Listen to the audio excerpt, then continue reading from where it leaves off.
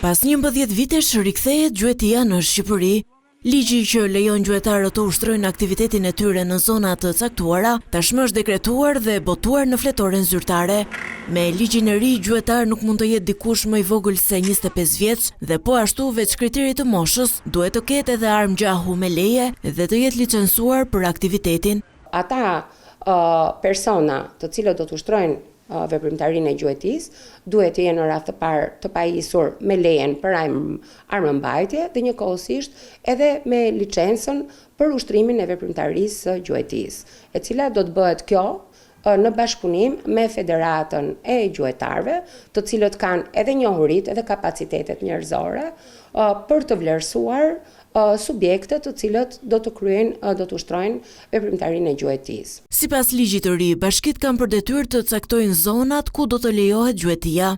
Zonat e gjuetisë janë pjesë të njësive të qeverisjes vendore, të cilat kanë për detyrë që të bëjnë një rivlerësim të situatës për shkak jo vetëm të kushteve të moratorimit kur ka qenë ndaluar, por edhe për shkak të aktiviteteve të ndryshme ekonomike apo të urbanizimit, që këto zona më pas të propozohen në Ministrinë e Mjedisit dhe të ndjekin procedurën ligjore për të miratuar me vendim të Këshillit të Ministrave. Këto zona më pas do të merren në menaxhim nga një subjekt privat. Kemi futur konceptin e menaxhuesit të zonës së gjuetisë, i cili është një subjekt fizik ose juridik privat.